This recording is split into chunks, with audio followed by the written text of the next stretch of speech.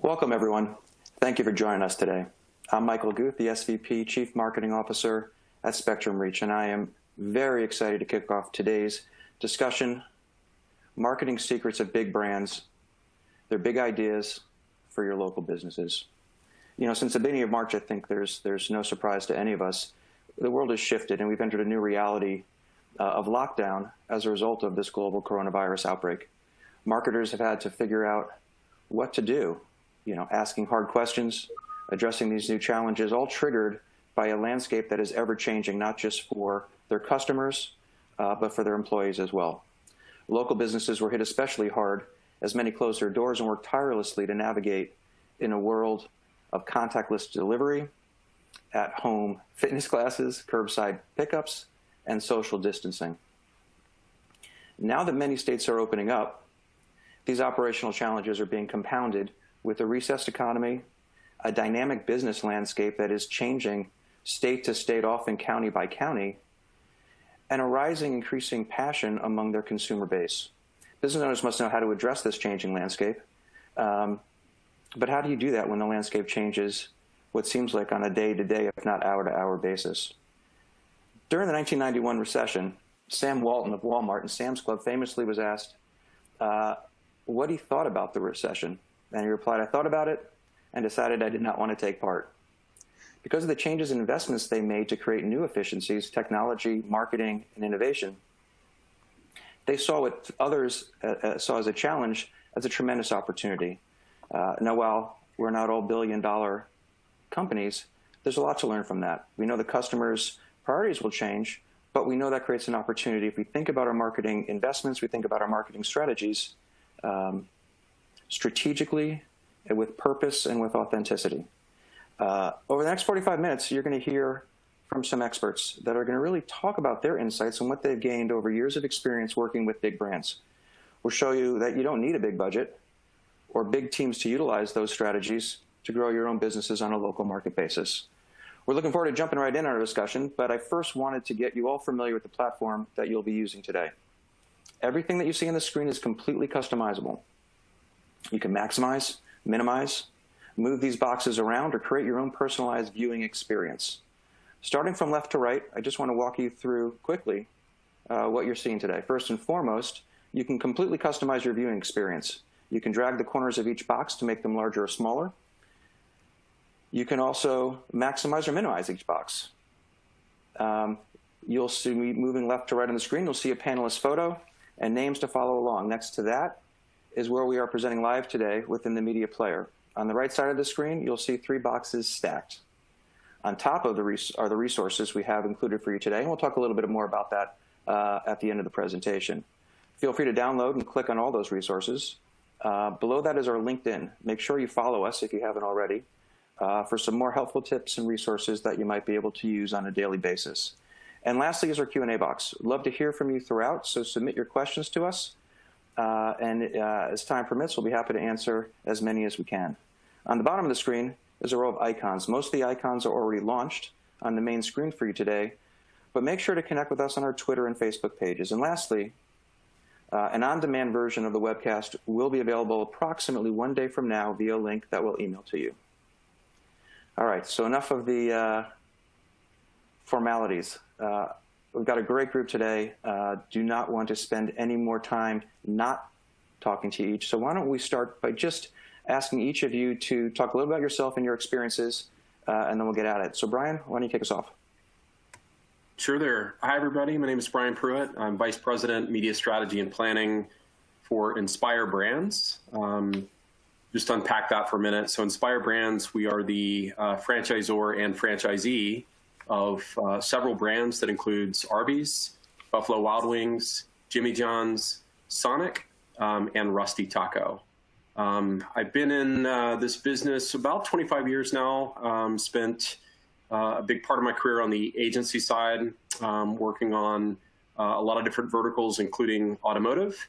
I spent part of my career at Coca-Cola, which was my first time on the client side, and now at Inspire, where I've been for about 10 years, is my second go. So again, happy to be here. Looking forward to today's session.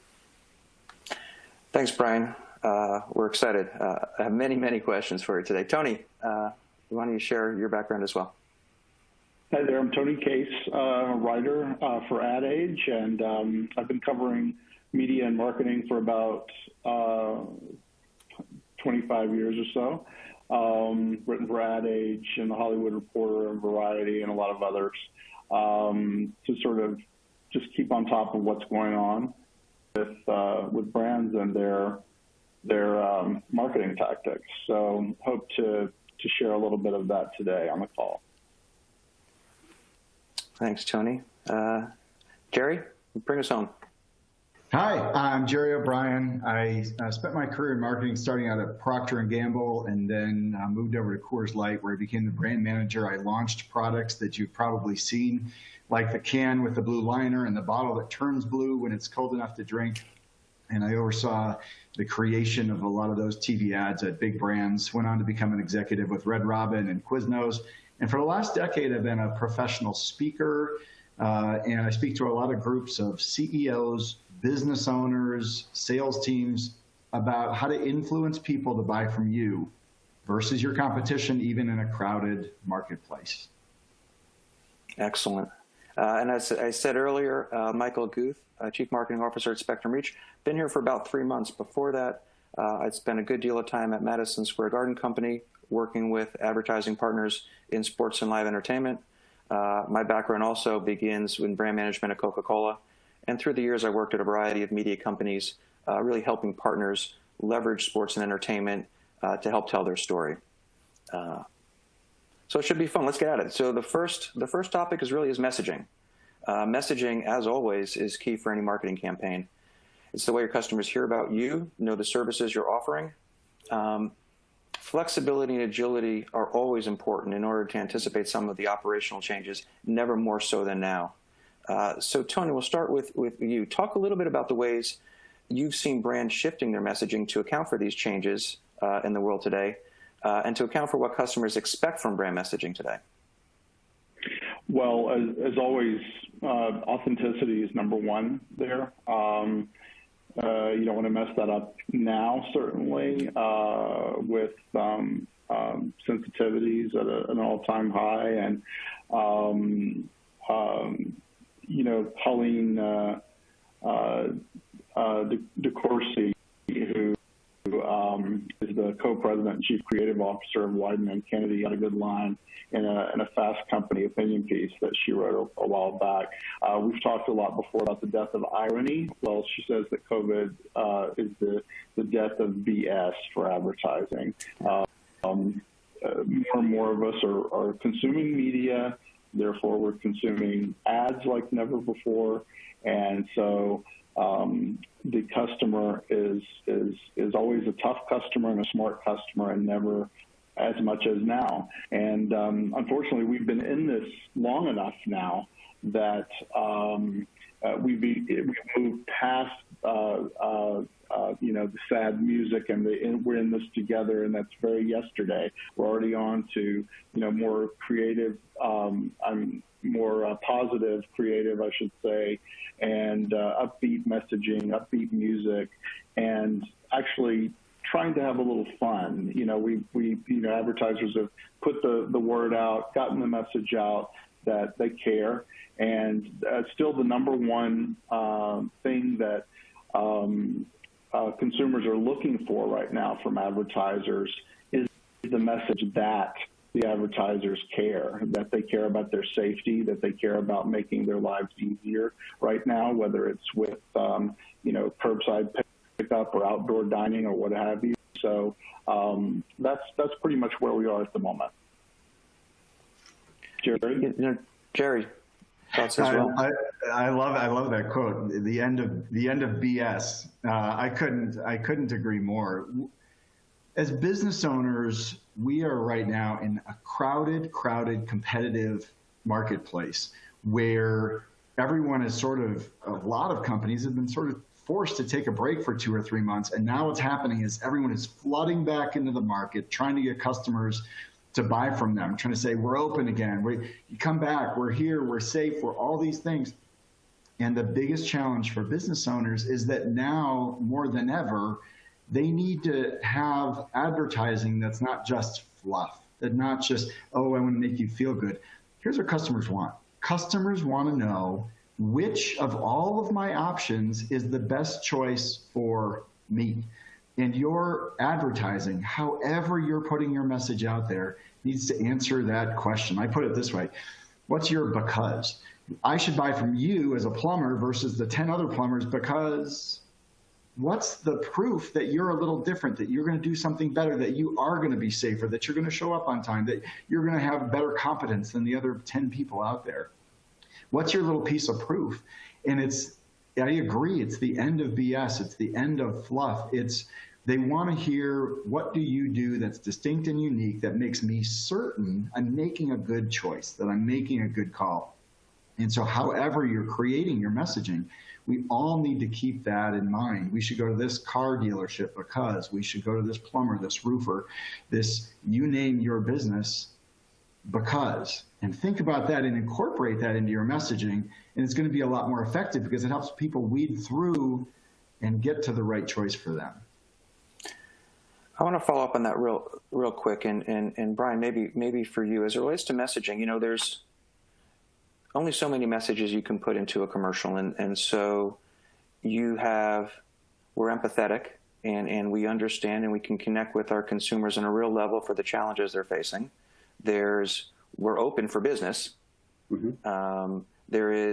We're safe, and we are taking the precautions we need for the business, and then there is their unique selling proposition and their brand positioning. How do you prioritize, or how do you think about that for Inspire Brands? And then Gerry and Tony, if you've got other thoughts from other industries, how do you find that balance? Yeah, so I think great commentary in the last question that I think certainly holds true for us in terms of the authenticity. I think, germane to your question, looking at the situation, especially when it comes to dining, I mean, whether it be in an at-home decision or while you're out and about, it's not only a daily decision, it's a multiple time-a-day decision, right? So I think for us, it's how do we intersect that to do a couple things. One, to satisfy a crave, I think under the circumstances, maybe create a sense of normalcy in the absence of, but do so, to your point, in an environment that's conducive, that's safe, et cetera. And, across our portfolio of brands, you've got Sonic, which, through drive-in and curbside really almost kind of set up for the circumstance that really wasn't a change. It's how do we lean into that? Whereas Buffalo Wild Wings, you've got two factors at play. One, 75% of the business on a normal day would be dine-in. So that's kind of a factor. And then, largely it's a sports bar, right? It's rallying around sports occasions. And so when that's largely suspended from the equation, it really becomes okay, how do we be relevant? I think playing through that example, it really was again, on the Buffalo Wild Wings example, is a 100% pivot to off-premise. Again, taking the ability to satisfy demand and a craving that was there, but really lean into that ability for customers to get it, either through first-party pickup, third-party delivery, et cetera. So it really is trying to apply to that convenience factor coupled with the relevancy. I'm curious, with some of the things that you've done with Buffalo Wild Wings, do you see that being an ongoing, moving forward part of the business model in a very different way? Because examples of things that you've done with the Birdie Bundle and creating not just a delivery, but a branded experience extends that. And I'm curious, as you project, does this become, business as usual moving forward? Sure. I'll tell you really since the latter part of March, and this is true of all brands, two things have really become at the forefront, and that's flexibility and adaptation. To your point, I think it's looking at an occasion, finding a way to tailor it to where it's relevant for the brand. The Birdie Bundles, it's looking at something that's a value equation, but it's tying into a marriage with golf, part of the sports consideration. But then, I think back to the other point about adaptation and flexibility, I think we were looking at as the number of restaurants were beginning to close pretty rapidly across the country, and then as we were starting to reopen, another factor that's very much on the radar right now is reclosing, right? And so the headline here is nimbleness and flexibility. So I think the sticking power, how much that we will continue, I think the continuum, really is that ability to pivot, honestly. Yep. Tony, I know when we were talking a little bit last week in anticipation of this, we talked about the auto industry and sort of how this notion of adapting, flexibility, and pivot has really been evidenced in that particular category from the very beginning, which was a very empathetic, we're in this together, to this contactless delivery mechanism, ability to shop cars in very different ways. What do you think we can learn from that on an ongoing basis? Well, as Brian said, the auto dealers, that's one of the few categories among the stations and the station group salespeople I've talked to that's really seeing business booming right now. Other categories obviously are down: auto supplies and insurance and lawyers. Auto dealers have shot up. Why? Because despite the shortage of inventory that we're all very aware of, a lot of people got checks in the mail, didn't they?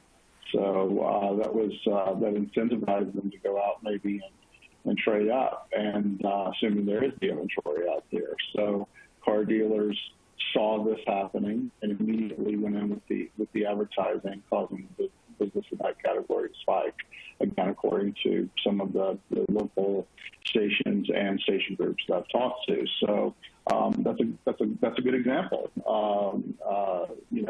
We not to go too much off track, but when we talk about authenticity, and that word keeps coming up again, we're talking about really just leaning into your strengths and maybe incentivizing somebody to buy a new car, or it may be in the case of Skechers. I had as an example here, which happened to see its online, it's jumping 150 percent. Its online sales. So it immediately shifted to that messaging. This deal online, that deal online, in its creative. So a couple of examples there, which you can do just sort of to lean into, what's going on with your business at the moment. I want to shift for a second. I think something, Brian, you had mentioned, and Gerry, I'd like you to take a shot at it first, is this idea of being nimble and the notion of openings, reclosing, still closed on a market-by-market basis. And how do you, and even within your own market, you have to maintain the ability to be nimble. So how have you seen brands on a national or regional level balance the desire to have one message with the need to customize it on a local basis, sometimes on a weekly basis? Why don't we let Brian go first on that, and then I'll follow up. Okay. Brian?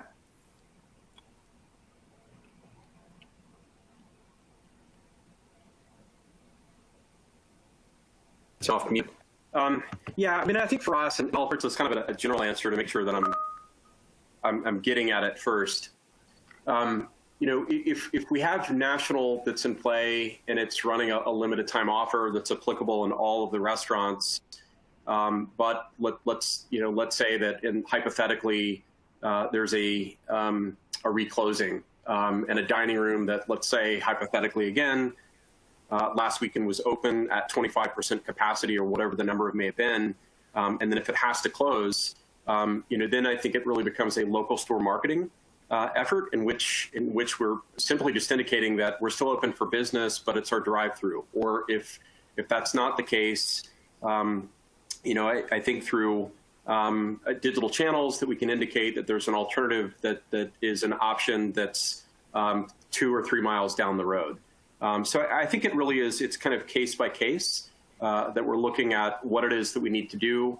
You know, in the situation where maybe national is not on, and it's purely a localized effort, which does also take place, is the ability to pivot on that. So, you know, I think looking at it is if there is TV advertising that it's in place, it's adjusting the message accordingly. If it's not TV and it's really more of a digitized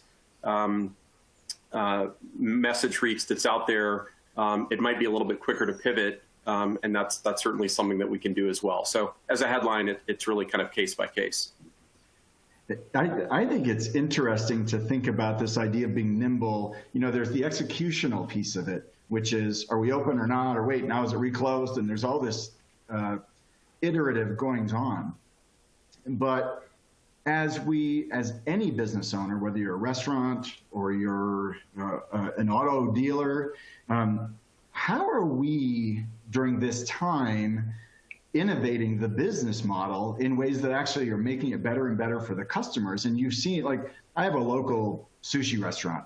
When this whole first thing went down, I figured out that they were doing delivery. It was actually the people that work in the restaurant just driving it down because they're being nimble. And then my experience was like, wow, I love eating their sushi better at my house than I do at their restaurant. Yeah. And so now the experience of the customers is changing. So we need to continue as business owners to think about the insights of, like, what is it that customers are going to continue to want in the future, and these innovations and this nimbleness that we're doing, how are we going to continue that for the things that work in our business model? And one of the things that big brands do really effectively that a lot of smaller business owners don't do nearly as well, but they can, is continually look for these insights from their customers. What do they like? What do they not like? What do they want more of? What do they want less of? How do we continue to change and morph? Because you're going to have, whether you're a restaurant where your consumers are having this new experience now of taking their food and taking it home, they're like, whoa, this really works. I want to keep doing this. And how are we going to continue to support that experience? Or I thought Tony's example of the auto industry was great. What you saw them do with their messaging is pay attention to what's in the mindset of the customer and continue to shift. First, it was a messaging of, we're all in this together. That really emotional, like, this is what's on your minds. We want to support you. We want you to like us through this really challenging time. Then they shifted to, we're here for you when you need us, at which time everyone is getting dollars in checks in the mail. And oh, by the way, we're safe, and we're going to make it safe for you, and we can deliver the car and all this. And now what you're seeing is they're shifting to, we really want to sell cars. They're shifting to a more, like, tactical approach because of the mindset of people, and people are more secure now, and they think that, you know, the economy is going to come back. So pay attention to the mindset of your customers and innovate as you go, and figure out, what are you going to keep in your business model moving forward. I think there's lessons for us all, whether you're a restaurant or an auto repair shop or whatever. So there's a question that, sorry, go ahead, Tony. Oh, I'm sorry. I just wanted to interject that, you know, Gerry, very good point, I think, about innovation and about promoting the fact that you're being innovative. And that can be done whether you're one of the biggest brands around or the smallest brands around. One example I was thinking of in that regard is Walmart has been testing, and I don't know whether you guys are aware of this, but during the last couple of months, Walmart has started testing drive-through sampling, product sampling, which I thought was so cool. And, you know, here it is, Walmart, you know, and I think they've had probably more business going on lately than they ever have, but still they're innovating. And that's the kind of idea that the smallest brand around can use it as an example of something they can do to be innovative and to put the word out that they're doing that. They're doing something new. A question that's come up from the audience, which I think is a really interesting one, is, and we've heard this in other webinars that we've done, how do you balance a sales proposition, you know, as you transition from empathy and that connectivity and a sympathetic message to one that is a sales-driven, you know, how do you ensure that you're not being perceived as being tone deaf? how do you, that you're not too salesy? How do you find that right balance? Tony, do you want to? Oh, Gerry, go ahead. If only there was an easy answer for that. And sometimes in making creative, you don't realize it's not quite right until it goes out there and you realize, ooh, that one wasn't quite right. That's a really tricky question. But I think listening and learning from your customers and what, it doesn't matter if you're a tiny business and you're making a video, with your Spectrum partner and you're like, we got 30 seconds, what are we going to say? Or if you're a huge brand, show it to some people before you put it on the air. Put it on your Facebook page in a limited way. Get some feedback. I mean, feedback, insights from customers will always get you right. You don't even need that many. But you got to put it out there and say, people go, no, you missed it, either on the too emotional side or you missed it on, hey, you don't feel like you're being cognizant of what's going on out there. Show it to some people and they'll tell you. So we've talked quite a bit today about, kind of the messaging and the tone of the ads in the beginning being, somber music, we're all in this together. We've so moved past that. Now it's, what can you do for me? I want you to protect me. Safety is important. I want you to tell me about these innovations that you've done, be it, a different kind of dining experience, or again, the Walmart with the drive-through product sampling. But I also want you to be yourself. It keeps going back to that question of authenticity. Some of the highest rated, ACE metrics looked at like 500 ads or something that have appeared in the last 2 to 3 months. And among the ones that were the highest rated ads were ones where brands leaned into who they were, like Coors Light with its clone machine in order to remedy Zoom fatigue, and Bud Light bringing back its, Bud Light with its Real Men of Genius tagline. It came out with an ad, Real Men of Genius become stay-at-home humans of genius, right? So, I mean, and people appreciate that. They appreciate that the brand is still the brand they know with the kind of creative that they expect from that brand. So that's really important right now. I know we've been using that term, so we're all sick of hearing the authenticity, but it is so important. I think it's a really good point, Tony. More than ever, with so many things changing, the one thing you can control is your authenticity and who you are at a core. And as for, it's okay to, people want to buy and people understand the need to sell. And I think if you stay authentic, you're always going to be in a good place. And you're seeing, we've talked about auto, we've talked about food, but you look at healthcare right now and you see a lot of the messaging now is less about being sort of on the front line and more for all of those procedures that you have been waiting on, we're here, but there's a caveat of here's how you're going to be safe, and it's a separate location, but it is okay in those markets where it is okay to sort of move on and go to that next piece. But I think, again, authenticity is key. You made me think about something, Brian. I want to come back to you in terms of,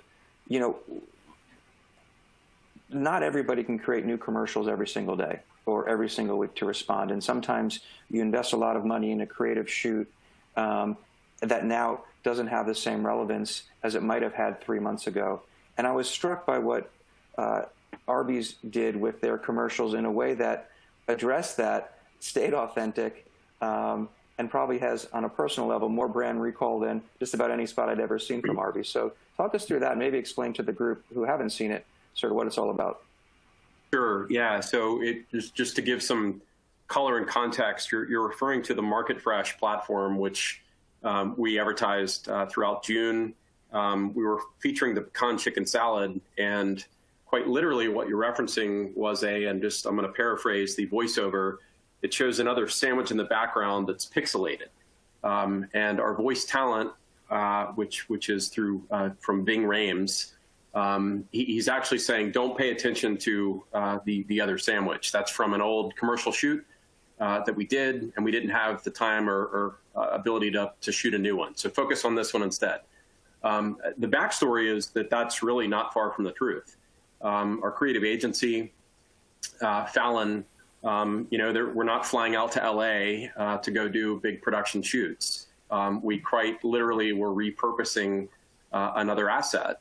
And I think with intentional tongue-in-cheek voiceover, just kind of draw attention to it. But if you think about it, there's empathy, right? There's empathy in the situation that we're all being impacted.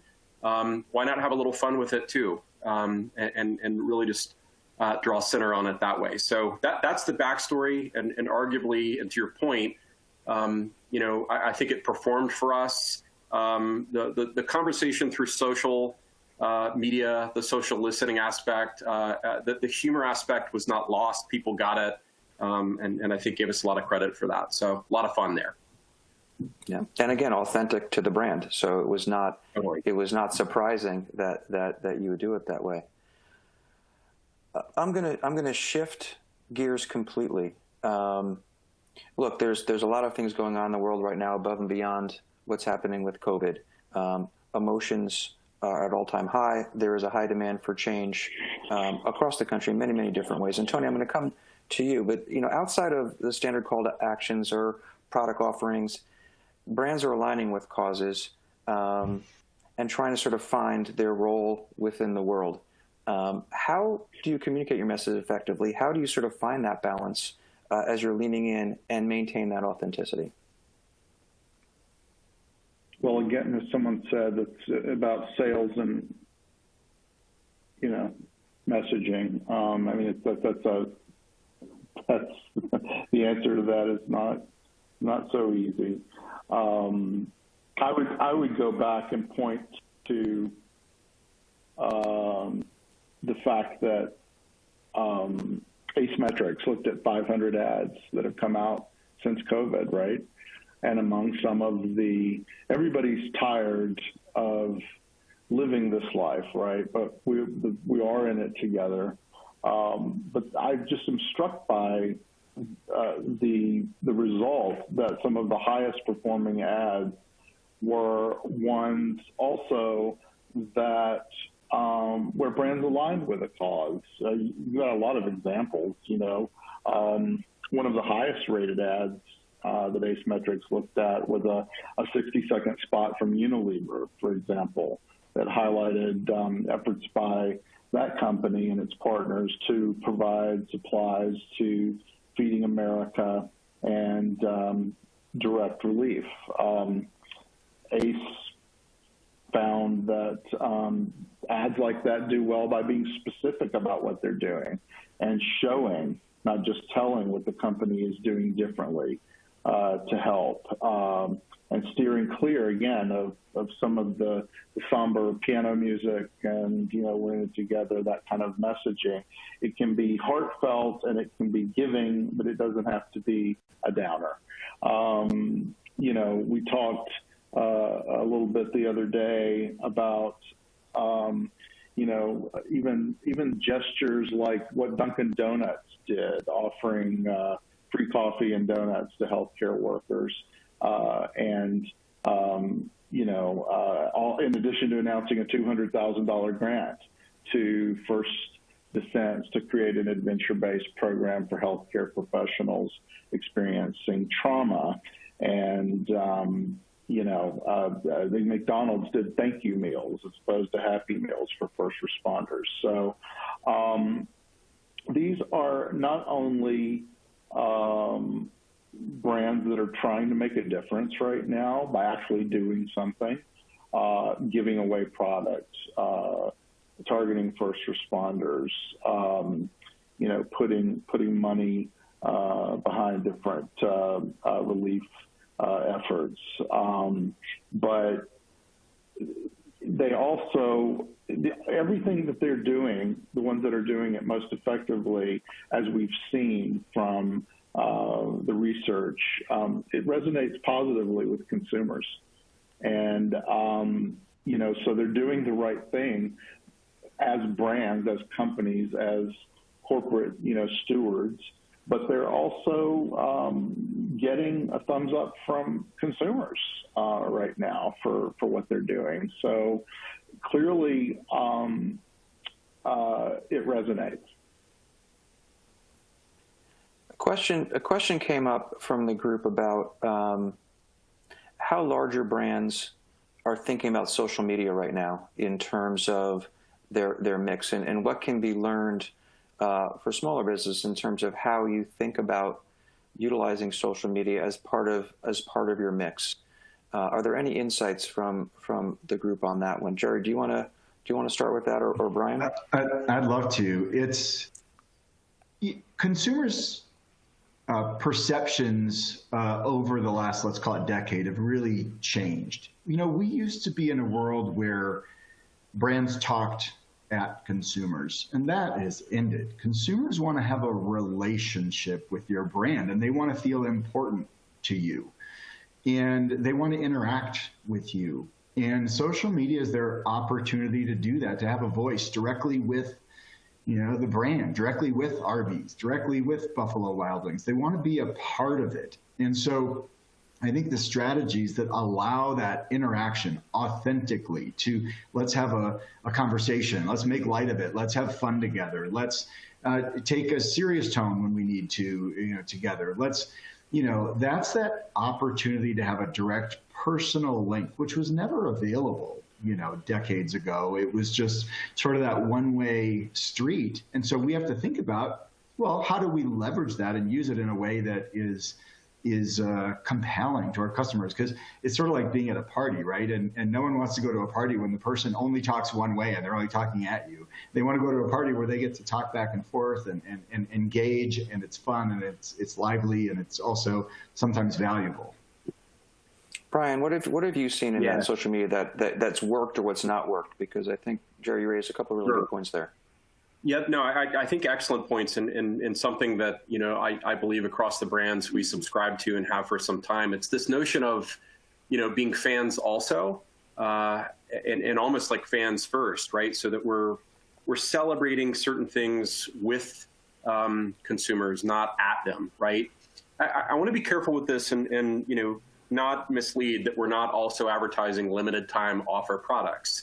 The reality is we are, but I think the level of sort of balancing social channels kind of in two realms. One, realizing that, and not to name any by itself, but just as an example, if it's Facebook, Instagram, or even Twitter, they are high reach vehicles, right? And if we're thinking about what we're doing, if we're largely dependent on video assets to tell a story, which is not atypical in the QSR or CDR categories, quick serve or casual dining, putting it out there using those channels as reach extenders has been key. I think that's key for our marketing mix.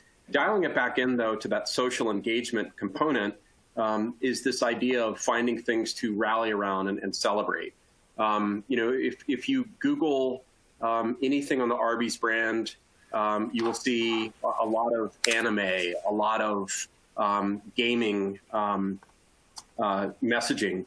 And frankly, that's by design. It was something that we learned several years ago that came from a consumer that saw an image and likened it to a video game. And it's really begun, and it's kind of fanned this flame of this social conversation around a niche audience. And, I think as we look at it, it's finding a cohort to kind of build upon and find that there are lookalikes that also have that passion, that interest. And for us, it really has been fan first. And, I think the theme here, the thematic, is this idea of authenticity.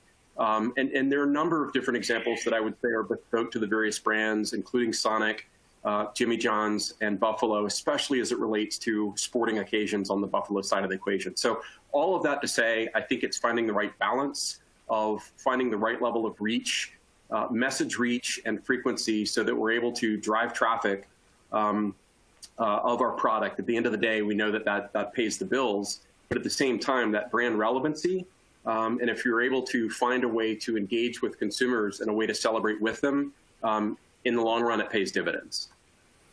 I think, and I want to shift from social, but it's hearing you, obviously, as a group, the authenticity, the need to rally and connect, but the importance of interactivity. I think whether it's because people have more time in a work from home or looking at different ways or seeking different connections, I think for all businesses, if you're going to engage in social media, you have to engage.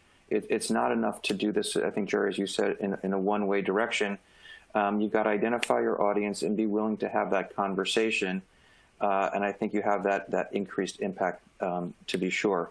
One of the things that's also come up, I want to shift real quick, for restaurants, for auto dealerships, for furniture showrooms, for others where the experience on premise in some ways defines what that overall experience is. And so it's not any one thing. It's the combination of those things that happen at that particular site. Obviously, Buffalo Wild Wings is a unique experience where it all fits together. And so, Tony, from your perspective, and then for the others, have you seen examples of brands who are finding a way to, in effect, recreate that branded experience, even if one part of the stool is not accessible right now? How are people trying to sort through that? Well, it goes back to that word pivot, right? And sushi, who knew my local sushi restaurant even delivered? And now I find that I like eating it at home better than I did in the restaurant. Who knew that Amazon, just to use one example, had so many different ways to buy groceries, via Amazon Fresh or Whole Foods or, this is a real opportunity for brands to, in a way that's, again, authentic, not taking advantage of the situation, but merely saying, we have these products and services, and you might find them useful right now and beyond after we're out of this.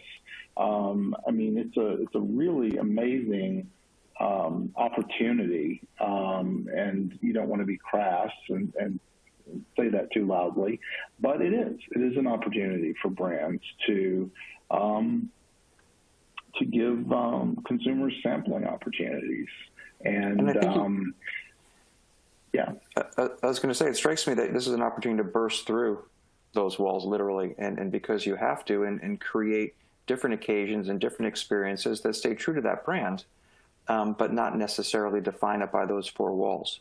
Brian, I think for V-Dubs, you've been able to experiment with that as well. Yeah, we have, and I think with situations like this, the ability to test, learn, if we can do it in smaller subsets, determine what works, what maybe needs some refinement before we scale it and put it out. And, I think this is kind of ties back to the earlier part of the conversation too, of, how do you do, let's say, one type of messaging and not be tone deaf to another issue. I think you want to scratch it, understand the efficacy of it. Does it have sticking power before you really you put it out in the wild? But at the same time, be willing to take some risks, make some swings, and realize that they're not all going to be winners. Last question I wanted to ask the group, and Gerry, we'll start with you, is what you're seeing a lot of trends in some of the commercials, and someone mentioned Amazon, you see it in Walmart, you've seen it in Purdue, is the role of employees being involved in that message, and the importance of, as you talked about a restaurant delivery being literally the people from the restaurants delivering it, the role of your employee is from what I can see, never been more important in terms of communicating what your brand is all about. Beyond just social media on an individual basis, in many ways you're seeing some larger brands using their employees to help tell that story. Gerry, what examples of that have you seen, and what's your perspective on that? Well, I'll tell you what, yes. What an amazing transition that we could not have seen. Think about what has happened from the world of employees. 3 months ago, nobody could hire anybody. The unemployment rate was as low as it's ever been, and we were doing everything we could to keep our best employees. All of a sudden, everything shifted. So what's happening now, and this is what brands need to think about, just even beyond their messaging, is Now is your opportunity to become the employer of choice, to become the best employer you can be to get the best people, because some of them are available now and they never were before. So when you're bringing on these new employees, it's important that you help them understand how important they are to the brand and why they matter, and how you are a better option for them and for the world and for your industry than all of your competitors. Because this is your opportunity to get the best of the best employees, train them to deliver your new brand experience, and show them who you are today. The employees you have, the employees you're trying to keep, and the employees you'd like to get during this really hard time, how you treat them, how you provide for them, how you keep them safe, are going to be the critical things that everyone remembers as we start to get back to normal. This is your opportunity to make it or break it with your current employees and your future employees, and that experience with your customers, which happens through your employees. This is the shot that you got to get the best of the best people, because some of them are available now and they were not before, and they're not going to be around long. This is the chance. Others want to jump in? You know, I've seen you talk about your employees as your secret weapon. I think not only from a creative standpoint, but as people return into the stores, you know, that employee that they see when they open the door is going to have an increased import to what their brand experience is going to be. And I think understanding, Gerry, a lot of things that you said are going to be critically important. Before I transition, Brian, anything you've obviously real-time experiences from that standpoint, any lessons to be learned in that regard? I mean, not to belabor the point. I mean, I really kind of concur. Don't have anything necessarily to add. Okay. Well, listen, last topic I wanted to make sure that we covered, and you can see it on your screens, is really encouraging you to not go at this alone, and really as local businesses, large or small, to take advantage of the resources that agencies, local businesses have at their disposal. We've experienced a groundswell of resources available, whether it's local chambers of commerce, SCORE, SBA. I think, Gerry, I know you have a link on our page as well. Nonprofit organizations that are looking to partner in many, many different ways. This is a great time for that kind of connection, and encourage you all to sort of pursue that in ways that again, are authentic and true to your brands. At Spectrum Reach, we have a team of local experts who can help you with creating messaging that is specific to geography, specific to time, specific to customer needs. And as many of you know, we can offer free creative, and we're currently offering a 50% match on your advertising investment through the end of July. We're proud of our role of partner. We're proud that recently we were named a most trusted media partner in America, and as such, we remain committed to providing the guidance and support to any businesses in need with offers like these. We're proud of the account executives that we have in the local market who are going to your stores and are part of your communities, and encourage you to reach out and offer and ask for guidance and perspective because they're experts in the market and are there to serve. For more information on who Spectrum Reach is, our partner program, and anything else, click on the partner program link on the right side of your screen. If you have any questions about the program, don't hesitate to reach out to our team directly. That wraps up our discussion for today. I want to thank everybody. I want to thank Gerry, Brian, and Tony for a great conversation. Lots of things to take away. Be on the lookout for the webcast recording in your email tomorrow, and reach out to us with any additional questions you may have. We hope to see you next time, and thanks again for joining.